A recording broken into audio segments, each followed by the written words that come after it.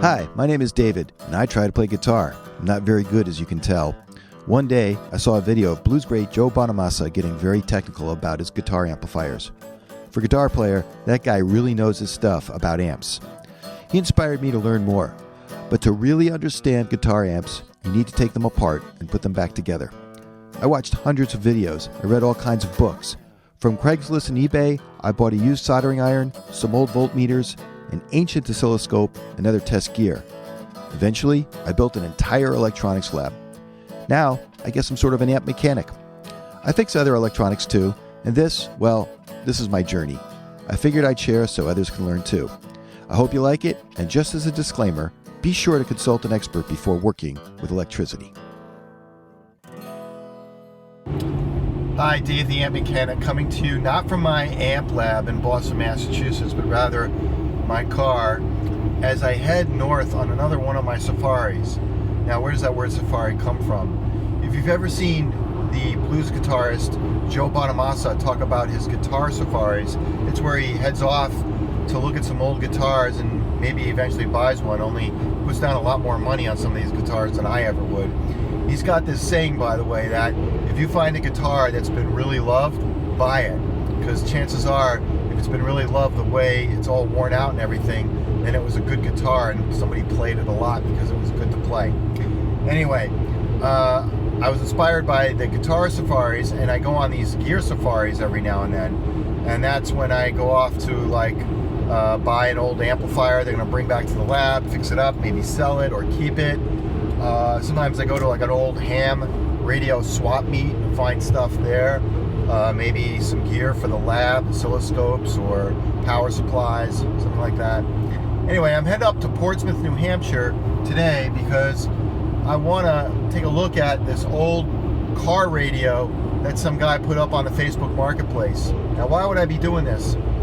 Well, for those of you who don't know, if you haven't seen on the homepage of my YouTube channel, one of my inspirations is Uncle Doug. He runs a channel where he fixes a lot of amplifiers, and I learned a lot from him. I've learned so much from him, and I'm very grateful.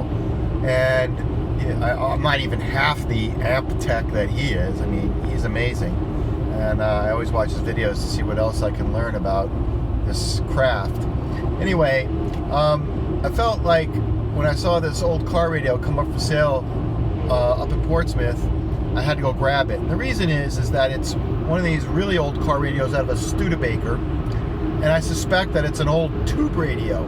Yeah, they used to put tube radios in cars, believe it or not. And I was looking at the picture of this thing, and the speaker is bigger than the tuner itself. Anyway, I wanted to run up there and go grab it for really low money and pack it up and send it to Uncle Doug, because if you ever watch his videos, you'll know that one of his passions, in addition to guitar amplifiers, are old cars, like old rat rods, pickup trucks, hot rods, that kind of thing. And what I wanted to do was, I wanted to go pick this thing up and send it to him, because I think it would go perfectly in one of his vehicles, the next one he builds maybe. I mean, talk about nostalgia and talk about vintage. There's nothing more vintage than an old Studebaker tube radio that came out of an old car that he can throw into one of his rat rods. And maybe he might not like it. I hope he does, but it's okay. I'm just going to buy it and send it to him, and if he doesn't like it, he can get rid of it. It's okay with me. No big deal. I just thought when I saw it on Facebook's Marketplace, it had Uncle Doug's name written all over it. So I'm heading up to Portsmouth, New Hampshire, going to pick this puppy up, and I'll give you some video of it once I have it in my hands. Alrighty, well, we've got the old radio here in the amp lab, and as you can see, it's a beaut. I think the color, it's not a very attractive color, but that's because most of this used to sit behind the dashboard, if I'm not mistaken. And the reason I say that is because there's this rubber gasket going around it here, and I have a feeling that there was so much vibration if you turned it up that you had to hold this, like there was some compression of the dashboard around it, like if this was behind the dashboard, to soften that vibration, this was almost like a gasket, and this everything's here. This is what was in front of the dashboard, no doubt. The knobs right here both seem to turn and function. I mean, all the original knobs are here. I'm not sure what the knobs do, to be quite frank. I mean, I'm assuming these are preset knobs, so that if you establish a preset, you can just move the station selector. And if I look very closely, I don't know if you can see inside of there, but the station selector moves. So this is in very good condition for a radio that must be, who knows, 70 years old. And I'm pretty sure it's a tube radio. I haven't opened it up yet, but I am going to, because one thing I know is that Uncle Doug really appreciates it when you take a lot of care to pack something that you send to him. And the thing we don't want to do is send this off to him with the tubes inside of it already, in a way that if the radio gets jostled around in the box, the tubes pop out and break. That would not be a good idea. Now, that said, we got to keep in mind that this radio is built, for a bit of jostling around, because it was in a car. So chances are, if you did bounce it around a little bit, it would the tubes wouldn't come out. But why take the chance? Plus, it's a good opportunity just to open this radio up and see what's going on the inside. So I'm going to get it opened up. Let's just turn it around real quick here. And you can see the side of it. This looks like this was a piece of mounting hardware. There's a matching bracket on the other side. So it's pretty deep for a radio too. This thing was heavy too. It probably weighs, I'm going to say it weighs about somewhere around 8 or 9 pounds. That's heavy by today's standard for any kind of radio you'd put in a dashboard. I mean, can you imagine this thing hanging behind the dashboard of an old car?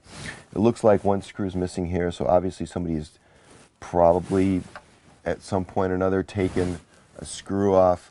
The other screws look like they have a tiny bit of distress on them. I'll turn it over this way. Turn it around this way so you can see the back. A lot of ventilation here, so you can ventilate, and so that's another good sign that we've got a tube radio here. And I'll tilt it down this way here. You can see there's plenty of ventilation on the top. I can't really see inside of it, but I'm guessing that it's a tube radio. And then let's turn it one more time around this way. There we go. And what we see here is this looks like it's a fuse. So this is the power, or it might have been ground. I don't know what it is. Quite frankly, I'm sure it's the power source. I'm surprised to see that it's just a black cable. I don't know if there's another cable that would go into this. I don't know how the cars were wired back then, and I'm not a real expert on it now, but of what I remember, when I was a kid growing up in the 70s and wiring up radios in my cars, there would be at least 2 wires going to this thing, but it's possible that the way this was connected, like to the behind the dashboard, I don't know, maybe the chassis was connected to the chassis of the car, and therefore you had chassis ground that way. I don't know what this little guy is, but I'm going to guess that it was the antenna connection, because this little opening here kind of looks vaguely familiar to what I used to work with when I was a a kid. And let's just see what we get on the bottom here. If we roll this over like that, I don't know if you can see that, but it clearly states Studebaker, and it says Philco. So obviously Philco was the company that made the radio. They were a big manufacturer of radios back in the mid 20th century. Model S4627. So this definitely came out of a Studebaker, but you know, I don't even know a whole lot about Studebakers, although I know the car company didn't last that long. Hopefully it wasn't because of the radios. Anyway, get this turned around again. And so what I'm going to do is I'm going to stop the camera and I'm going to remove the back, and I'm hoping that that's all I have to do to get to the tubes. I can kind of see the speaker through the grill here. I don't know. So I mean I can't tell if it's what kind of shape it's in or not. It looks pretty good just by looking through there, but I'm not going to remove the front. I don't think I need to do that in order to get this ready for shipment. So, and then you know, we'll get the back off, get the tubes out and take a close look at them, and then what I'll do is I'll put the back on, and I will package the tubes up separately, you know, get some bubble wrap around those to make sure that they are in good shape. And then I'll box this up in a way that won't, you know, be very safe. And then we'll get it off to Uncle Doug. And who knows, you know, maybe he'll make a video opening it up. Maybe not. Maybe he'll open it up and say, what's this piece of crapola? I just felt like, you know, this had Uncle Doug's name all over it as soon as I saw it on the marketplace there, and I had to grab it. So let's see what happens. I'll be back when the back is open. Alrighty, I've got the screws out here of the going around the back here, and I have yet to look inside of this. I've loosened the back up so you can get it off, and so you're going to see this at the same time I do. Wow, look at that. Isn't that beautiful? As Uncle Doug would say, this appears to be completely unmolested, but who knows? Look, we've got a total of 1, 2, 3, 4, 5, 6, 7, 8 tubes, it looks like.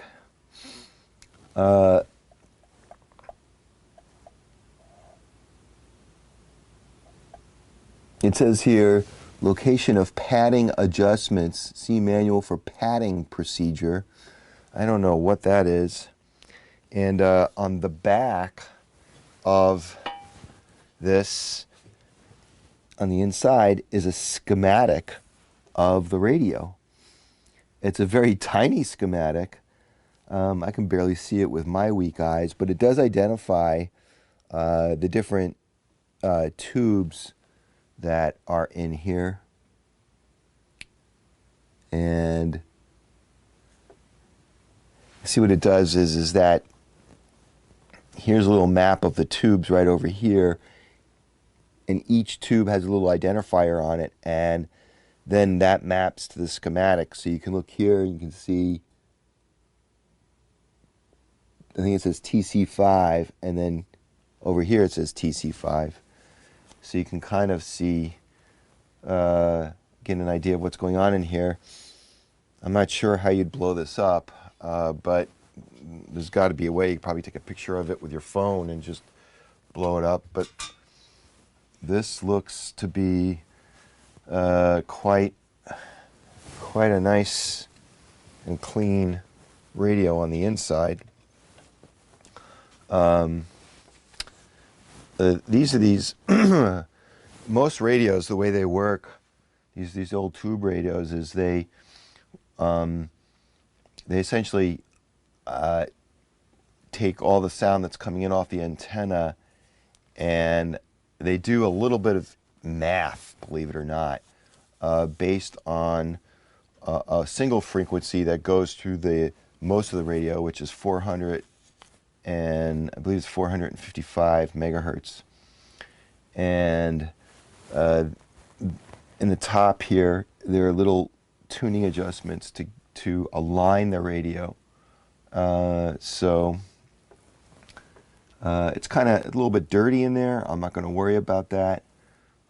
What I want to do is I want to get these tubes out.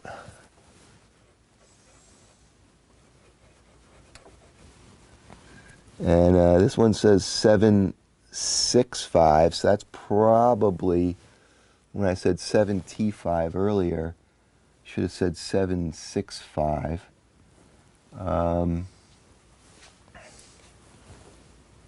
You can see the names of the tubes on there. What I'm going to do is I'm going to make a little map myself, reading the tops of the tubes off that way. I'll send that to Doug, and it'll be easier for him to see that. They're a little dirty, but let's see if we can get this one out here.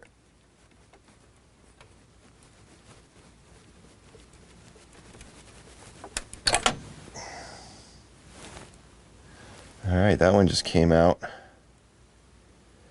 And see if you can get a good look at that tube right there. See the bottom of that. That is certainly an interesting tube. I don't know if you can see it's got, whoops. It's got kind of like a little lip on the center node there. And tiny pins. Might be hard to find replacements for these guys, I don't know. Or the tube might still be good. I don't think it's showing signs of being fouled. You don't see any kind of white dust inside. So that is the 765. Yeah, so what I'm going to do is I'll pull these tubes out, and I will pack them up separately, make a little map for Uncle Doug. I'll put the back, I'll reattach the back, and we'll box it off, and we'll send it off to him. So thanks for watching, and I'm probably not going to publish this video until he gets it, and he's had a chance to preview the video to make sure he's cool with it. But maybe we'll be able to kind of tie this video and his video together in a way that you get to see when he gets it and unboxes it. Who knows? All right. Well, over and out. And Uncle Doug, I hope you like this radio, and I hope you can find a home for it in one of your super cool rat rods.